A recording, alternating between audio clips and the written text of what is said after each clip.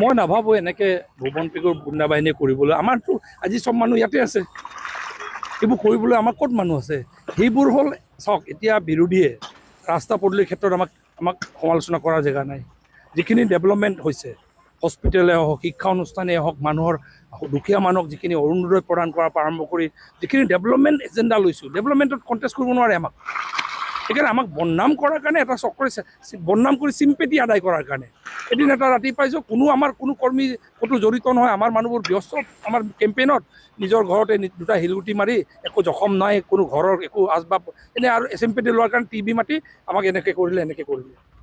যোৱাকালি ৰাতিও খবৰ এটা পাইছোঁ, নিজৰ ভিতৰত সিহঁতৰ কাজিয়া হৈছে, মদ খাই মেলি ৰাতি 10:30 এনেকৈ সন্ধিয়া।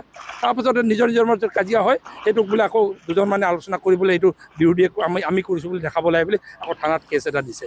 মই ভাবোঁ চাওক, এতিয়া কংগ্ৰেছটো ইয়াত যিহেতু আধা কংগ্ৰেছ ওলাই আহিলে, এতিয়া পুৰণা কংগ্ৰেছ আৰু যিখিনি আমালৈ গুচি আহিলে সিহঁতৰ মাজত এতিয়া কাজিয়া এটা হৈ আছে। এতিয়া আমাক এৰি থৈ কিয় গ'লি? আৰু বাকী যিখিনি আমালৈ গুচি আহিলে সিহঁতে বাকী কংগ্ৰেছকেইটাক কৈছে এইবোৰ কৰি কি লাভ? তো সিহঁতৰ মাজতে কাজিয়া এটা হৈ আছে, আমাৰ মাজত নাই। এতিয়া মোক যদি সোধে কোলাজানত যদি কিবা ঘটনা ঘটিছে, মইতো গম পোৱা নাই। মইতো ইয়াত ব্যস্ত হৈ আছোঁ গোটেই। আৰে আজি 40,000 কৰ্মী বাহিনী ইয়াতে আছে, কোনে তাত আকৌ ধাটো লৈ আক্ৰমণ কৰিব? কোনোবাই চাগে মদ খাই কৰবাত তাৰ পাতলামি কৰিছে, খেদাখেদি হৈছে।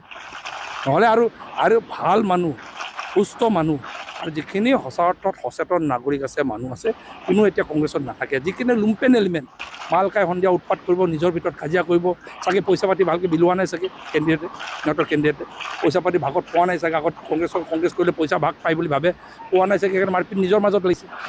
ইমানেই কথা।